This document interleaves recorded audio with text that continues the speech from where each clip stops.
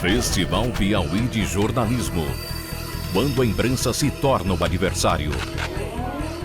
This is mid-February 2011, and my editor, I was working for Time magazine, asked me if I wanted to go to eastern Libya because the rebels had just taken over parts of that country. I told him no, I wanted to go to Damascus because I wanted to see how what is basically one of the Arab world's most policed states was reacting to these incredible events that were happening around the region.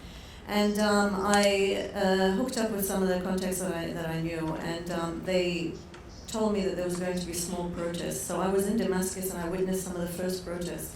And at the time they had nothing to do with the regime. They were in solidarity with Arab protesters in Egypt and in Libya.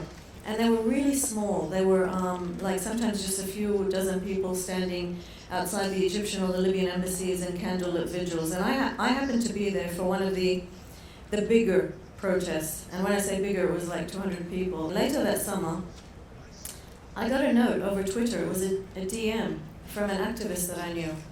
And he said, "Hi, Rania, look at this." And he started outlining these charges against me.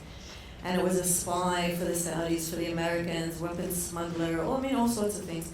And I thought it was a joke until I saw the case number and which officers had submitted it. And I learned that I was wanted by 3 of the 4 main intelligence agencies in the country, but not as a journalist, as you say. And that activist saved my life. As a spy? Yeah.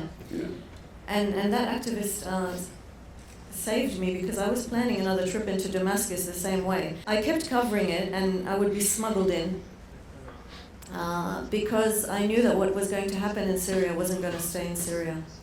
Whatever happened in Syria, if the opposition prevailed, if Assad prevailed, it was going to change something in the Middle East. It was going to change even the trajectory of the other events that we were seeing in the Middle East, and it was too important to stay away. Sadly, as you know, many of my colleagues ended up killed, dead, kidnapped, and this became a growing threat. I myself was threatened with kidnapping several times in the Syrian uprising, and the thing that saved me was that somebody told me about it. In terms of Assad, well, it's very, very hard to get a government visa to go into Damascus.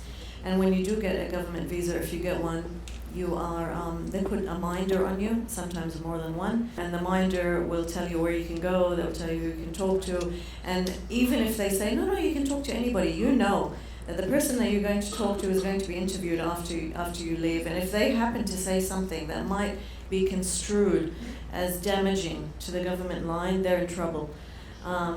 So you have to live with that. Journalists on the government side also have to be very careful about what they can do. There have been a number of cases recently now after the war. For example, there was a journalist who was very, very pro-Assad. He was in Damascus. He was considered close to Asma al-Assad, who is Bashar's wife. And then he said something about the cost of living or something like that, because it's getting worse because Syria is under economic sanctions and there's been a fuel crisis in the winter and things like that. He mentioned something about that and he, to now, has disappeared. Nobody knows where he is.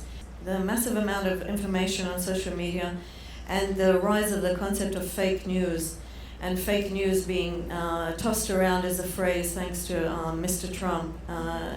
It's just tossed as a phrase and it automatically means if I don't like something, I don't have to believe it. So it's the confluence of both of those things that is creating that uncertainty. And obviously a lot of more information, like a flood of information is not necessarily great unless you can verify that information. I think that social media is invaluable in the sense that it can show us something of what is happening, but we as journalists always need to know more.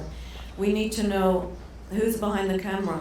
We need to zoom out. We need to understand the context of what is happening. We need to know what happened before that clip was uploaded and what happens after it's uploaded.